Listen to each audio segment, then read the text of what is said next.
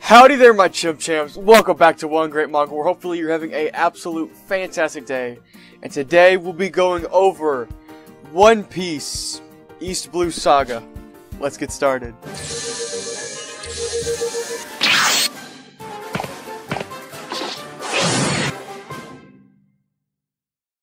So I got a new mic. It's on me right now, rather than my little Logitech headset I've had. So we'll see how this goes. If y'all like it, let me know. So yeah, let's just get into this. Now, you may have looked at the video and saw it was a discussion. That's because I don't think a review is the best way to describe how I'm doing these. These are pretty much just me talking to you about my opinions of a series. I wouldn't necessarily call that a review per se, as I'm just spitballing 90% of the time. There's not a lot of analytical stuff to it, I guess. So now I'm going to try to make it a little bit more of a social aspect by talking more into the camera and just saying my own experiences and asking questions about you and your opinions on the certain series that I cover in this discussion topic idea. So yeah, have you ever read One Piece? If you have, what's your opinion on the East Blue Saga? So yeah, let's jump into my opinion of the East Blue Saga. East Blue Saga starts off with a flashback with Luffy being a very young child and getting a hold of the devil fruit of Gum Gum. The Gum Gum fruit gives him the power to become very stretchy. The way he got a hold of it was because of Shanks, which is one of his friends. And he wasn't supposed to eat it. And due to him eating that devil fruit, and because of it, his whole body becomes rubber. And oh man, is it such an amazing ability. It is such a really cool ability in my opinion. It's something that's very unique. And that's one thing I will say about One Piece, is that a lot of these abilities are very unique. And he wasn't supposed to eat it. Shanks gets really mad at him and he's like, no, you can't eat that. He's like, wait, I wasn't supposed to eat it? He's like, it tastes like crap. Oh. And Shanks just allows that, him getting beat up, get bocked on by a bottle, and have alcohol poured on him, just because he simply just doesn't believe it's worth his time or effort to deal with these people. So Luffy gets really mad. He's like, how dare they, like, destroy my favorite person in the world? I'm gonna go fight him. So then he goes over there and he's like a little 6-year-old. He's like, can't really do nothing. So then they kidnap him and tell Shanks that I'm gonna kill him or whatever. So then the Shanks pirates comes up and they just don't freaking care. They grab their gun and blam, shoot one of his teammates dead. I'm like, holy crap. These guys aren't messing around. But eventually though, the main reason I brought up Shanks is that he is the main reason why Luffy wants to continue and become a pirate and find the One Piece treasure. It's because of Shanks that he changed for the better. Because as we go further into the backstory of his character, he's swimming in the water. He's in the water, but he can't swim due to his devil fruit power. So Shanks must save him from a fish creature thing? I don't know. Do you know what it is? But they have to save him from this fish creature. And in the process, Shanks gets his arm eaten. It's insane. Luffy's wailing and crying. He's like, oh my goodness! Ah! And, yeah. And that's the end of the backstory, pretty much. And the East Blue Saga is mostly split up into 4 story arcs. The Zoro story arc, the Nami story arc, Usopp story arc, and Sanji story arc. These are all very important characters that we will eventually get to know a lot better as they eventually slowly join the crew. And in my opinion, with each passing story, it gets better and better and better. The thing about One Piece is it's a very slow burning series. It takes a very long time, in my opinion, for it to get, like, actually good. Go from mediocre to good. For example, Buggy the Pirate, at first, is not a very interesting character And the only one that's really interesting are the Marines. And the only reason I say the Marines are really interesting is because of their more darker. They're more darker. You wouldn't consider Marines as bad people, but some of them are bad. Not all. Some are. It really shows that there really isn't like a good or bad side. Marines are the good people and the pirates are evil, you know? It's not like that. They're much more diverse with their, like, I guess, evilness, I guess? Which makes it a lot more interesting in my opinion. So, yeah. Then we have the next arc, which is about Usopp and this girl that he's best friends with, who's like a millionaire because their parents died. All because of this guy. To be honest with you, I do not remember who this guy's name is. And I really don't remember very much about him besides he's got poop. Because he's the crappiest villain out of East Blue. Haha. And he's got like cat powers and stuff. But not that interesting of a character in my opinion. He has like some revenge plot of like trying to take the fortune of the girl. And it's very bland and basic. But after volume 5, it starts ramping up a lot. It starts going to Sanji, which was my favorite of the original pirate crew. Now it's Brook. But anyway, he is on this ship that's a restaurant. And to me that's super interesting. And it makes sense for the area. It's very different, diverse, and I love the idea.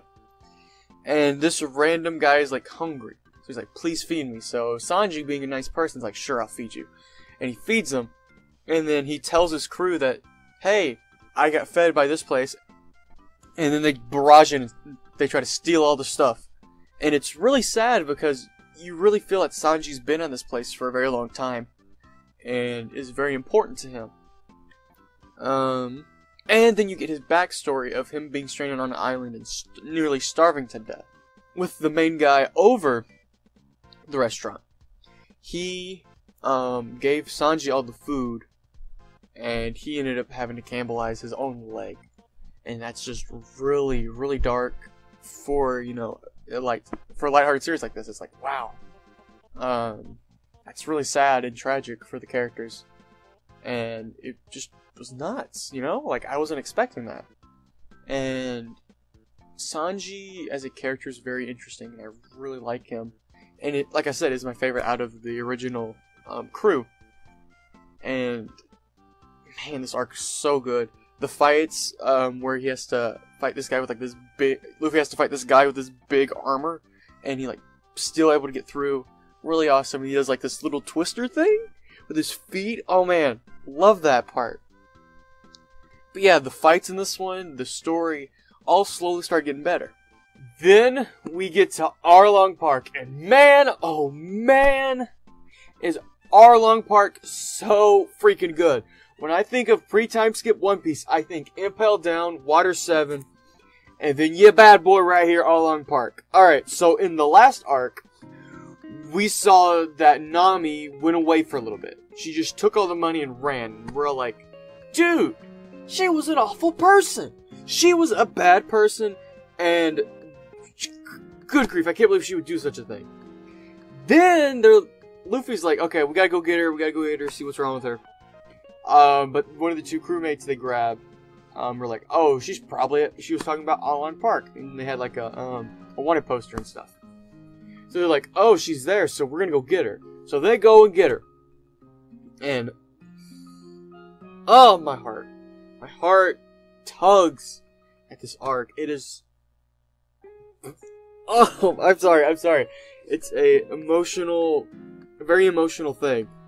Nami comes back to her town and gives Arlong the money that she owes him, so she can buy the city off of him, so they don't have to live under his ruling.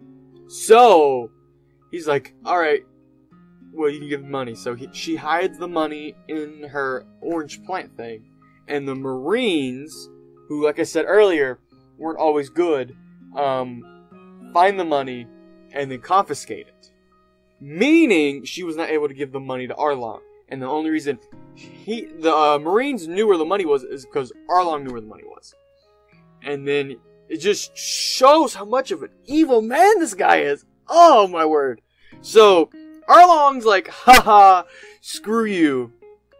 And she's like weeping and crying, and she's lost. She's just shocked this has happened, and she just can't believe what's she gonna do. That's what she's thinking. She gets so mad that she grabs a knife, starts stabbing her arm. Just to rip off the tattoo she has that was forced on her because she works for Arlong.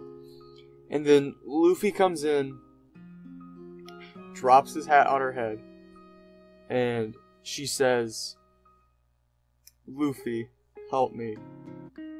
And then Luffy immediately, boom, he's like, "Let's go!" And then he goes up to Arlong and he's gonna beat the freaking crap out of him. And man, does he beat the crap out of him. But I just realized I've gotten ahead of myself. So I'm gonna go back a little bit. So before we know that she hasn't been a traitor, she goes and has to prove to Arlong that she is loyal to him and him alone.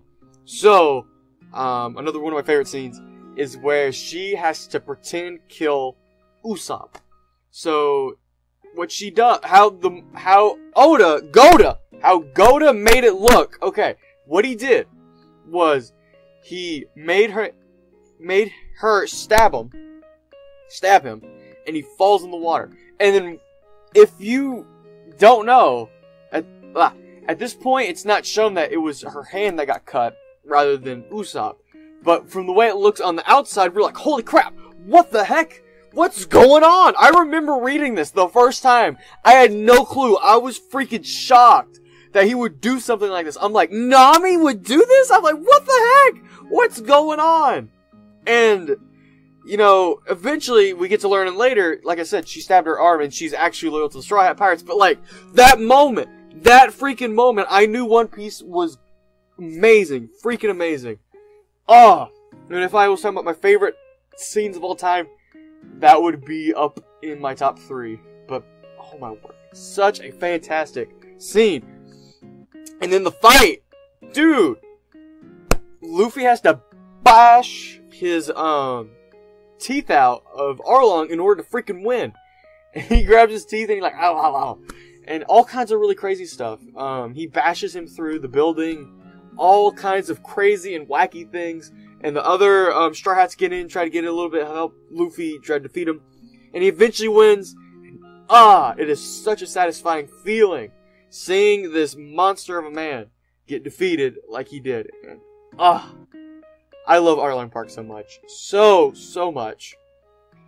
And, in my opinion, it is absolutely worth it to slog through the first couple volumes to get to Arlong Park. Because without those first little bit, it would not make such an impact, because you have to give time for these characters to develop and you get used to them and, you know, grow feelings towards them. And if it weren't for that, you would not care as much for what is happening in the Arlong Park arc. And that's what makes One Piece so special in my opinion. The One Piece is about to hit its 100th volume, and it's still able to crank out so much quality stuff, mostly because we're very attuned to the characters. We know who they are, we know what they do, and we are grown attached to them. So when we see emotional things happen to them, we really feel them and feel for them. And like in real life, these are people who continuously grow over time. People hit their, you know, their little bad... people have their bad moments and their good moments. They bounce up, get down, they go down and down and down, and some don't come back. Some rise to the ranks better than ever. It's really realistic in that way, and that's what makes One Piece so freaking good. And as I continue with this series, we will be going over the next little bit of One Piece, which is Baroque Works and the Loguetown arc. With that, guys, those are my opinions of this arc. Like I said, this is a discussion, so I would like to talk to you about your opinions of these arcs and the One Piece in general. So if you have read One Piece and the East Blue Saga and you have an opinion, I want to hear about it. Let me hear about your opinion, my friend. I love talking to people and I love hearing other people's opinions. So, yeah. So, thank you all for watching, my beautiful Chim Chams. Have a fantastic day and go out there and read some manga, my friends.